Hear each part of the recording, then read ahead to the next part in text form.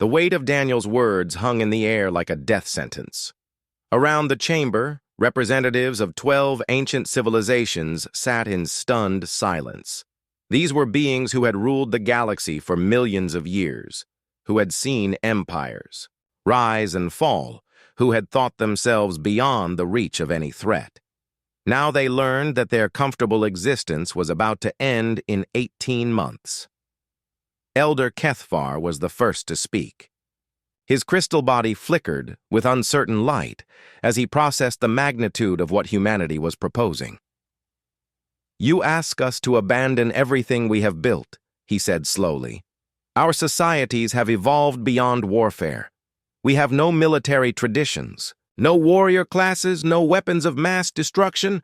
We chose civilization over barbarism long ago." Daniel stepped closer to the elder's position. His human form looked small next to the massive crystal being, but his presence filled the space around him.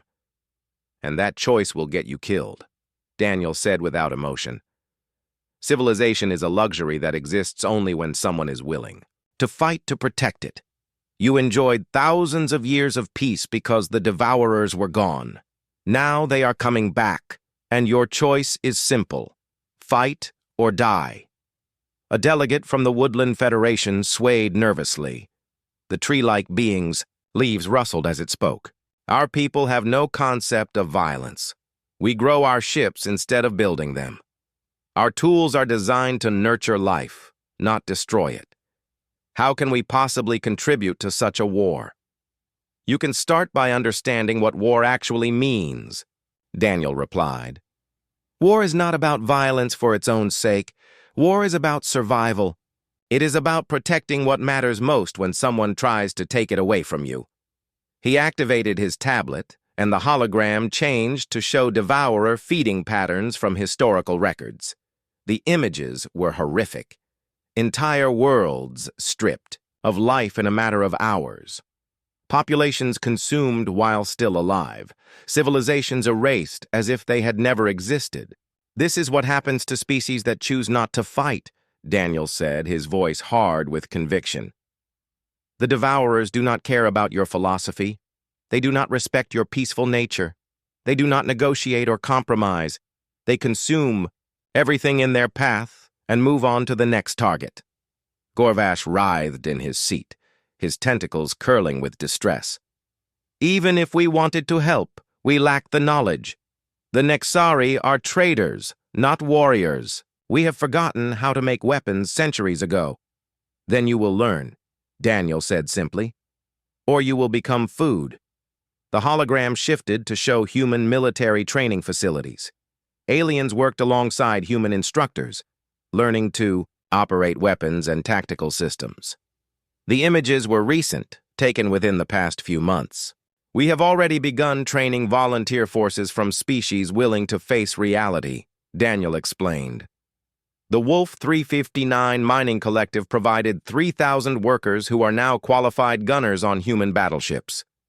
The Centauri Alliance contributed engineers who help maintain our weapon systems." A blue delegate from the Centauri Alliance stood up, her forearms trembling. "You recruited our people without government approval. This violates every treaty between our species." "Your government refused to listen when we explained the threat," Daniel replied coldly. "Your people chose to listen when we showed them proof. They volunteered to help save their own families and friends." The chamber erupted in angry voices.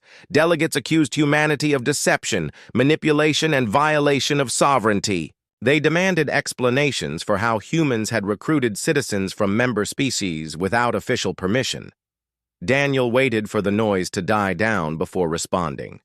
When he spoke, his voice cut through the chaos like a blade. "We gave your governments 8 years to take this threat seriously," he said. 8 years of warnings, evidence, and requests for cooperation. Your response was to ignore us, dismiss us, and treat us like ignorant children." The hologram changed to show communication records. Thousands of messages sent from human diplomatic channels to council governments. Reports on devourer activity, requests for joint defense planning, proposals for military cooperation. Every single message had been rejected, ignored, or filed away as unimportant. So we went around your governments and spoke directly to your people, Daniel continued. We showed them the evidence you refused to see. We offered them a chance to fight for survival instead of waiting for death. He looked around the chamber with eyes full of contempt. Your people are braver than their leaders. When they understood what was coming, they chose to act. They chose to prepare. They chose to fight. Luminous dawn flickered with indignation. You had no right to interfere in our internal affairs. These decisions should be made by legitimate authorities, not by individuals acting on fear. Daniel laughed, and the sound was bitter and harsh. Legitimate authorities? You mean the same authorities who have spent 8 years ignoring the approaching end of galactic civilization? The same leaders who think diplomacy can stop an enemy that views all intelligent life as food? The hologram displayed new images. Human fleets and joint training exercises with volunteer forces from multiple species. The cooperation was impressive, but it represented only a tiny fraction of the galaxy's population. We now have operational forces from 6 different species, Daniel announced. Volunteers who understood that survival requires action, not debate. But it is not enough. We need more ships, more weapons, more trained personnel. He turned to face Elder Kethvar directly. Most importantly, we need the industrial capacity of your member worlds. We need your factories, your shipyards, your resource networks. We need you to stop pretending this war is optional. The Elder's crystal form pulsed with angry light. You demand that we transform our entire civilization. You want us to become something we chose to evolve beyond. This is not cooperation. This is conquest by another name. No, Daniel said quietly. Conquest is what the Devourers will do to you. We are offering you a chance to remain alive while you help us save the galaxy. The difference between the two concepts settled over the chamber like cold reality. The Devourers would consume everything and leave nothing behind. Humanity was asking for cooperation in exchange for survival.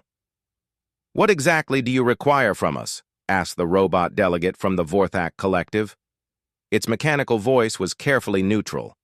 Daniel activated his tablet, and a new hologram appeared. This one showed detailed resource requirements, production schedules, and military assignments.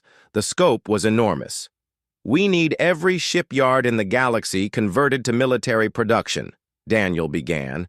We need every factory that can manufacture weapons, armor, or ship components. We need every mining operation to prioritize strategic materials over luxury goods. The list continued with relentless precision. Food production to support military forces.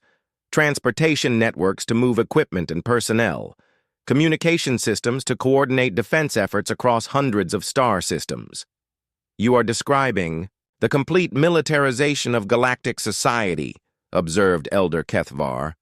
This would destroy everything we have built over millions of years. The Devourers will destroy it anyway, Daniel replied.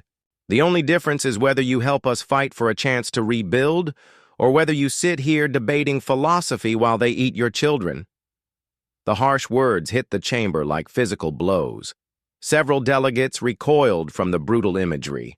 These were beings who had not heard such direct language in centuries. And if we refuse? Asked Gorvash in a voice barely above a whisper. Daniel's expression became darker than space itself. Then we fight alone. And when the Devourers finish, consuming your worlds, we will face them weakened by your absence. He deactivated the hologram and stood alone on the platform. No fancy displays, no technological demonstrations, just one human facing down the combined leadership of galactic civilization. But we will still fight, Daniel said with absolute conviction, because that is what humans do. We fight impossible odds.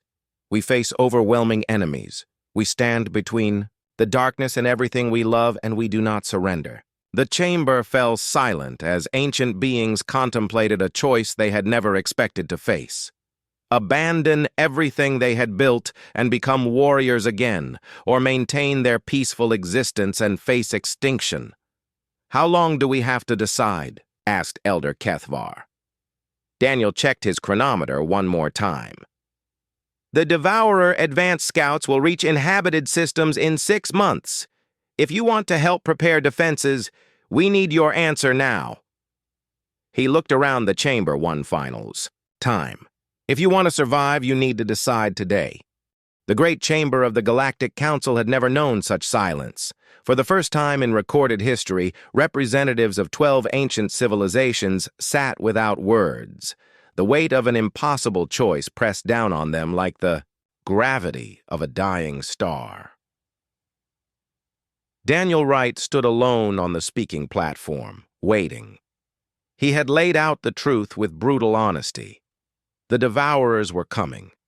Galactic civilization would fall unless every species committed to total war, and humanity was prepared to fight alone if necessary. Elder Kethvar's crystal body dimmed as he processed the enormity of the decision before him. His people had not fought a war in over 1,000,000 years. They had evolved beyond violence, beyond conflict, beyond the primitive need for weapons and warriors. Now they had to choose between abandoning everything they had become or watching everything they loved die. "If we agree to this," Kethvar said slowly, "we will be asking our people to become something they have never been. We will be destroying the peace that defines our civilization." Daniel's response was immediate and unforgiving. "Your peace was always an illusion. It existed only because the real threats were far away. Now the threats are coming home, and your choice is simple. Become warriors or become victims." Around the chamber, other delegates struggled with the same impossible decision. The ethereal communion had spent eons perfecting their existence as beings of pure thought and energy. The idea of creating weapons violated everything they believed about the nature of existence.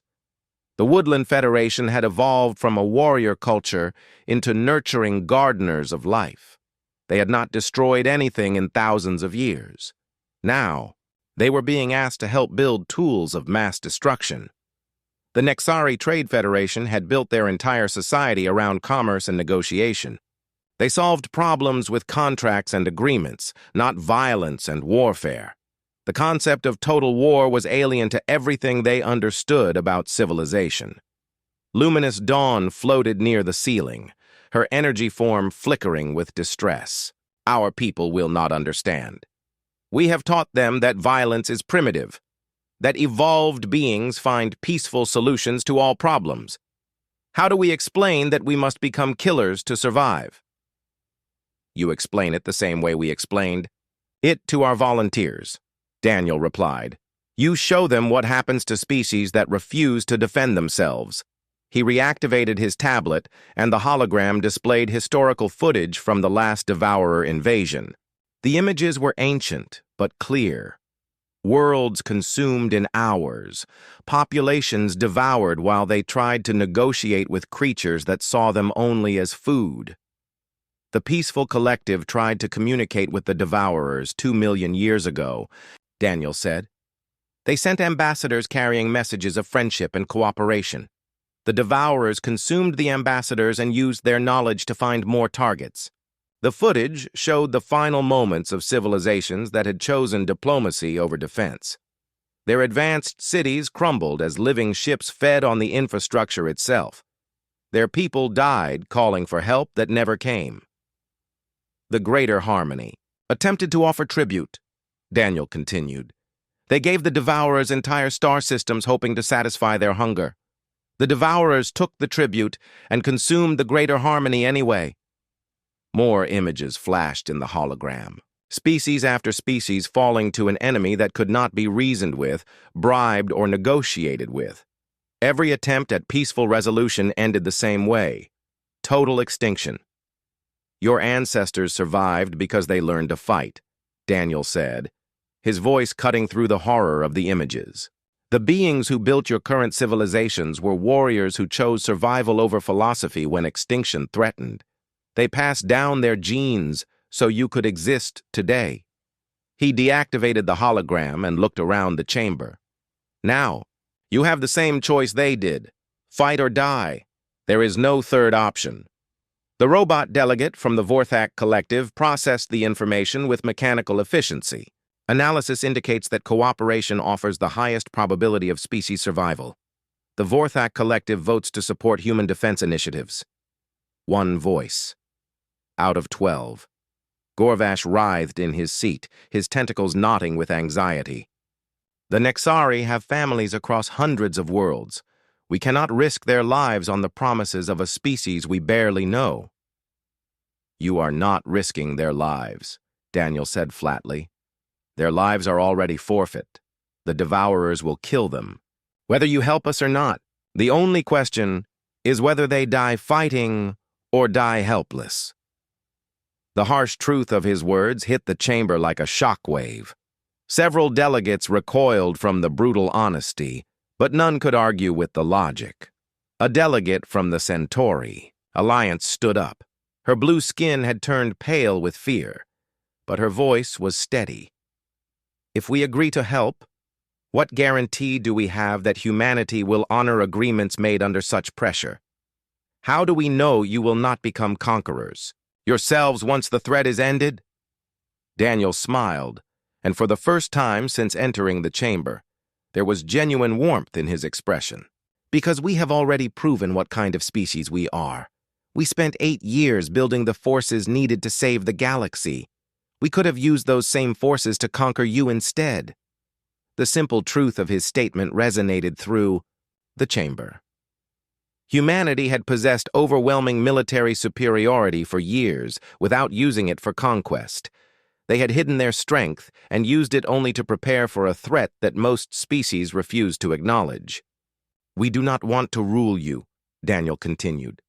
We want to save you. There is a difference.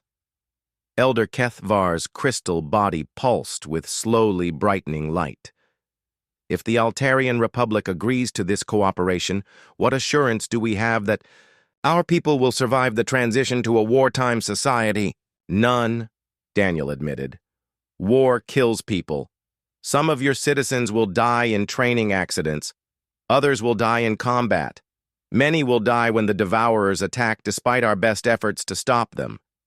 The brutal honesty was shocking. Diplomatic negotiations involved careful promises and optimistic projections. Daniel offered only hard reality. But, Daniel continued, some of your people will survive. Their children will grow up in a galaxy where the Devourer threat has been ended. They will rebuild what was lost and create something better. He gestured toward the empty space where the hologram had shown Devourer feeding patterns. If you refuse to help, all of your people will die, every single one. Your entire civilization will become a footnote in Devourer digestive processes, the choice crystallized with painful clarity. Certain death through inaction or possible survival through cooperation with humanity's desperate war plans. One by one. The votes began to come in.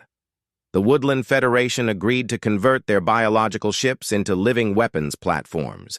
The Ethereal Communion voted to use their energy manipulation abilities to power human weapon systems. The Granite Lords committed their mining operations to producing armor and ammunition. Each vote came with reluctance, fear, and the knowledge that agreeing meant abandoning everything their civilizations had become. But the alternative was worse than transformation. The alternative was extinction. When the final vote was counted, the result was unanimous.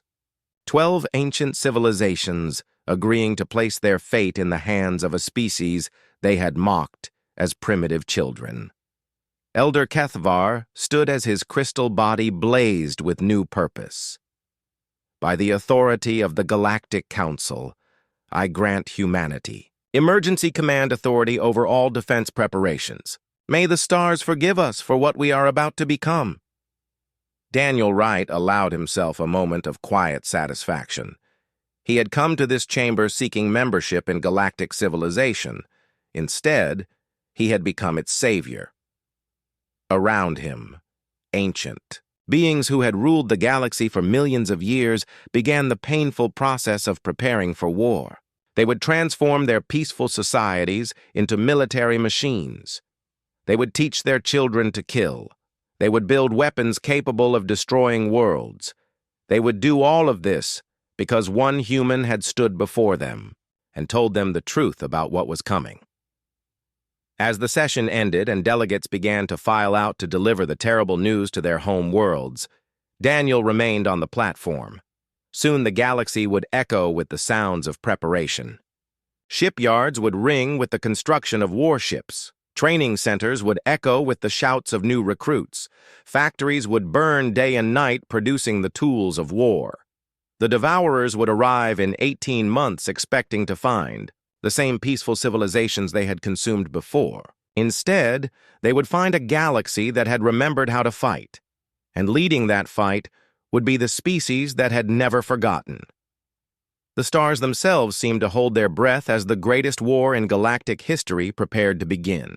But when the darkness came, it would find the light ready to meet it. Humanity had always been good at fighting monsters. Now they would teach the galaxy to be monsters too.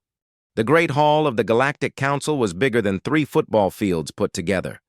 Tall columns made of blue crystal reached up to a ceiling that seemed to touch the stars. 12 different alien species sat around a massive circular table, each group looking very different from the others. Admiral Jake Morrison walked into the hall with 2 other humans behind him. Ambassador Lisa Carter wore a simple black suit, while General Kevin Hughes had his military uniform on. The 3 humans looked small compared to the giant aliens around them, but they walked with calm confidence. The aliens had called this meeting to end the war. At least that was what they told everyone. In truth, they wanted to make humanity give up and become slaves to the Galactic Council. Chancellor Vex Thul of the Zephyrian people stood up first. He was tall and thin, with blue scales covering his skin and 4 long fingers on each hand. His voice echoed through the hall as he spoke.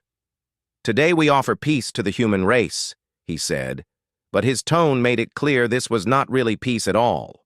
"These terms are generous, much more than your species deserves after 3 years of fighting against the rightful order of the galaxy." Jake Morrison sat down at the human table and folded his hands. He did not look worried or scared. In fact, he looked almost bored as the alien leader began reading from a long document. First, humanity will give up control of 70% of all colonies outside your home system. These worlds will be managed by the Galactic Council for the good of all species. Lisa Carter wrote something on a small pad of paper. She showed it to Morrison, who nodded once. Second, all human military forces will be reduced to local defense only. No human ship may travel beyond the borders we set for you. War leader Gorth of the Kraxan Empire let out a deep laugh that sounded like rocks grinding together. The massive reptile was covered in thick scales and old battle scars. His yellow eyes looked at the humans like they were insects.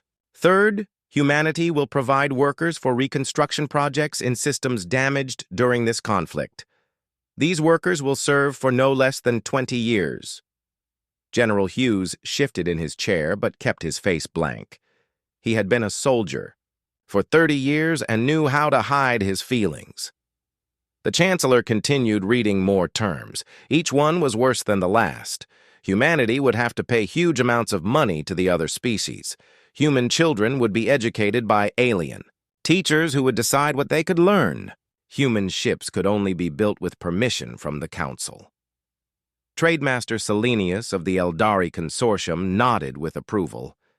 Her body was made of living crystal that changed colors as she moved. The light from the hall made her sparkle like a diamond, but her voice was cold as ice. "These terms are fair," she said. "Humans have caused much trouble in the galaxy. It is time for your species to learn its proper place." High Admiral Thyros of the Nexari Federation agreed. His people looked like tall, thin humans, but with gray skin and large black eyes. "The human race is young and does not understand how the galaxy works. We will teach you." Around the table, representatives from other species nodded and made sounds of agreement. The Vorthon Collective's insect-like ambassador clicked his mandibles in what passed for laughter among his kind. The Stellar Union's energy-based delegate pulsed with bright colors that meant satisfaction. All of them believed the same thing. Humanity was weak. Humanity was desperate. Humanity had no choice but to accept these terms or face complete destruction. They were wrong about everything. Admiral Morrison had been listening to every word, but his mind was elsewhere. He was thinking about the real human fleet, not the small force that had been fighting these border wars for 3 years, but the massive armada that waited in hidden bases throughout human space. The aliens thought they knew how many ships humanity had. They thought they understood human technology. They believed their intelligence reports that showed Earth as a struggling young civilization barely holding on against superior forces. They had no idea that every battle, every retreat, every apparent defeat had been carefully planned. Human forces had been studying alien tactics, learning their weaknesses, and preparing for this exact moment. Chancellor Vexthul finally finished reading the document. He set it down on the table and looked at the human delegation with obvious satisfaction. "These are our terms," he said. "You have 1 hour to accept them and sign the agreement. If you refuse, our combined fleets will finish what this war started. Your home world will burn, and your species will serve us as slaves instead of workers." The hall fell completely silent. Every alien eye focused on Admiral Morrison as he slowly stood up from his chair. The human leader looked around the room, meeting the gaze of each alien representative in turn. Morrison reached across the table and picked up the document. He held it in both hands for a moment, as if he was actually considering the terms. Then, without any warning, he opened his hands and let the papers scatter across the floor. "The United Earth Federation rejects these terms completely," Morrison said. His voice was quiet, but it carried clearly through the enormous hall. "Ambassador." Carter stood up beside him. "Furthermore, humanity withdraws from all peace negotiations immediately. This meeting is over." General Hughes was the last to stand. As he rose from his chair, he looked directly at War Leader Gorth and smiled. It was not a friendly smile. "You have 72 hours to remove all non-human personnel from the neutral zones between our territories," Carter continued. "After that time expires, consider yourselves at war with humanity." The aliens sat in shocked silence as the 3 humans turned and walked toward the exit. Their footsteps echoed in the huge hall, but no one else moved or spoke. Chancellor Vexthul was the first to recover. "You are making a terrible mistake," he shouted after them. "Our fleets will crush you. You cannot win this war." Admiral Morrison stopped at the door and looked back one final time. "We're not trying to win a war, Chancellor. We're about to end one." The humans left the hall, and the great doors closed behind them with a sound like thunder. None of the aliens realized that everything they had said in that room had been recorded. Every tactical detail, every fleet position, every strategic plan had been noted and would soon be transmitted back to Earth Command. The trap was set. Now it was time to spring it. In 72 hours, the galaxy would learn what humanity was really capable of. The aliens thought they had been fighting a desperate enemy for 3 years. They were about to discover they had been facing a patient predator who was finally ready to stop pretending to be prey. The moment the humans left the Great Hall, chaos broke out among the alien representatives. Voices rose in anger and disbelief as 12 different species all tried to talk at once. The sound was like a zoo at feeding time, but much more dangerous. "Chancellor." Vexthul slammed his 4-fingered fist on the crystal table so hard that cracks appeared in the surface. His blue scales had turned dark purple with rage, and his yellow eyes blazed with fury. "How dare they?" he roared. "How dare these primitive mammals reject our generous offer? They have been in space for less than 300 years. We have ruled the galaxy for thousands. War Leader Gorth stood up from his massive chair, which groaned under his weight. The Kraxan leader was 8 feet tall and covered in thick armor-like scales. Battle scars covered his body from 100 different wars, and his claws were longer than human fingers. Let them come, Gorth growled in a voice like grinding stone. My fleets have conquered 17 different species. We have brought order to 43 star systems. These humans think they can challenge the might of the Kraxan Empire? They are about to learn what real war looks like.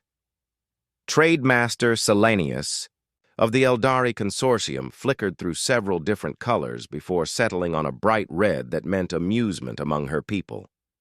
Her crystal body caught the light from the hall's ceiling and threw rainbow patterns across the walls.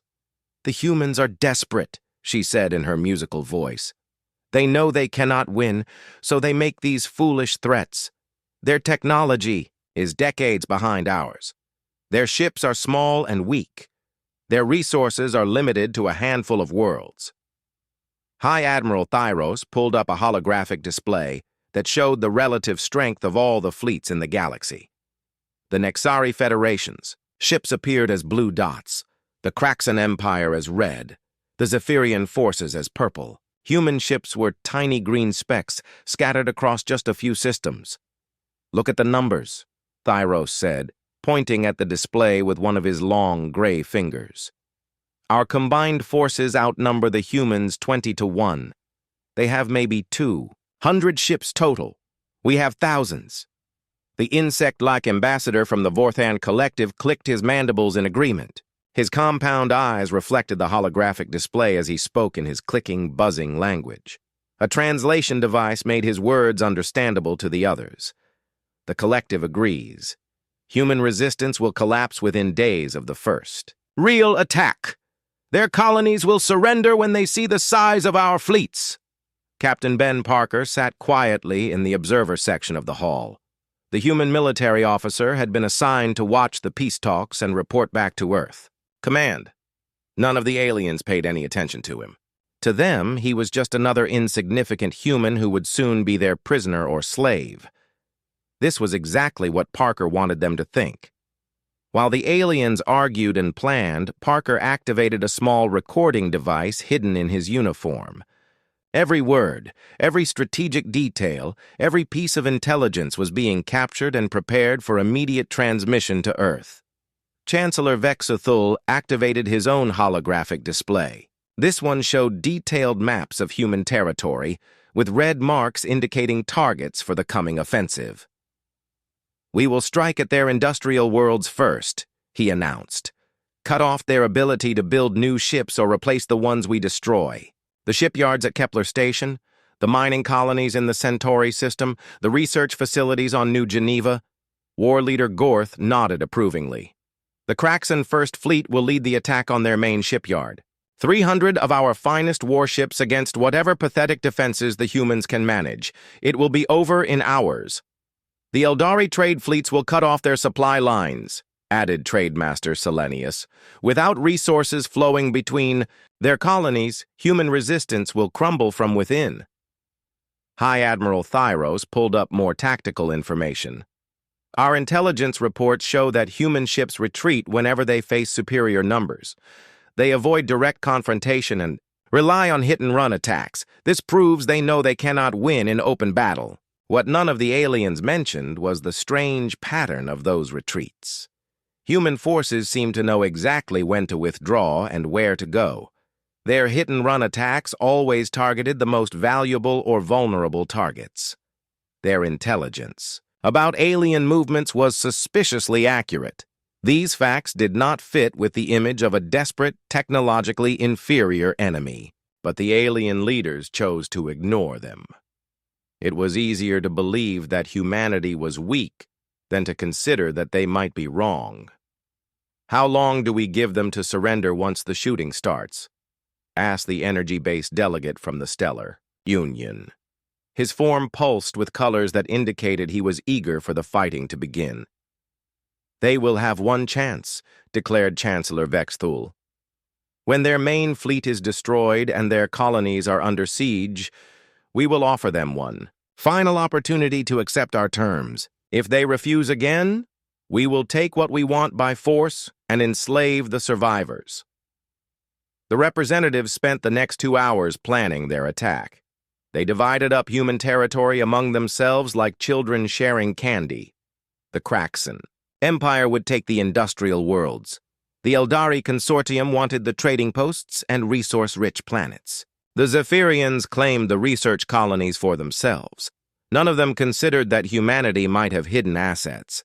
None of them questioned why human forces had seemed so willing to fight for 3 years if they were really as weak as they appeared.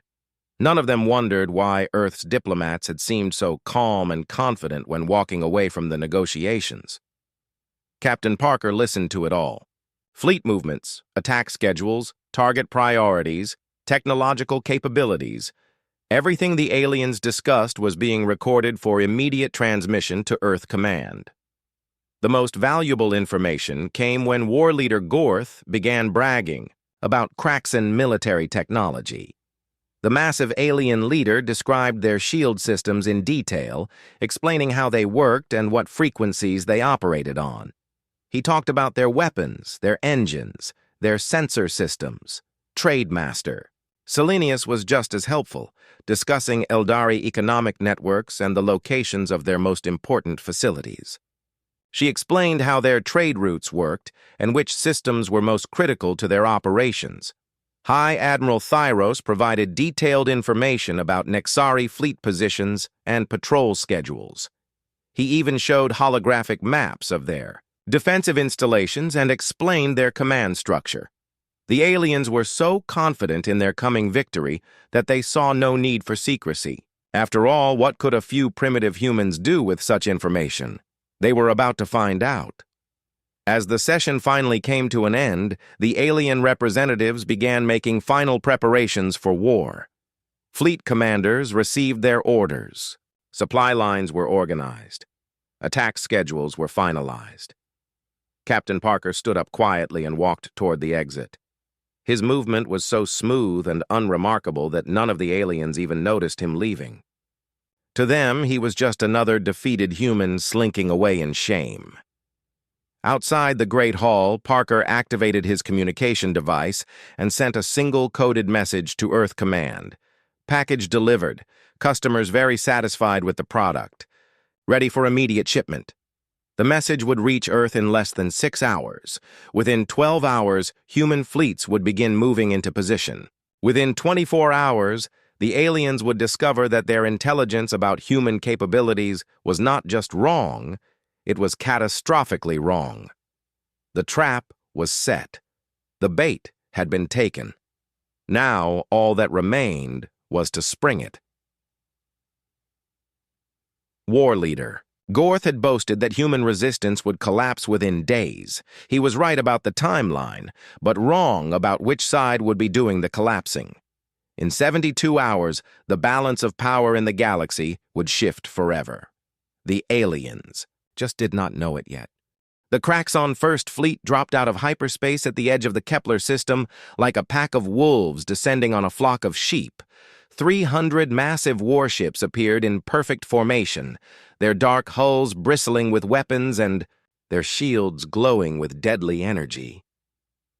War Leader Gorth stood on the bridge of his flagship, the Dominator, and smiled with satisfaction. The ship was 2 miles long and packed with enough firepower to destroy a small moon. Around him, his finest warriors prepared for what they expected to be an easy victory. "Status report," Gorth commanded in his grinding voice. "All ships in position, War Leader," replied his tactical officer. "Sensors show the human shipyard exactly where intelligence predicted. Defensive forces appear minimal." Gorth looked at the holographic display showing the Kepler system.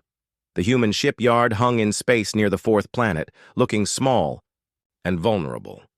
A few patrol ships moved in lazy circles around it, but nothing that could threaten a fleet the size of his.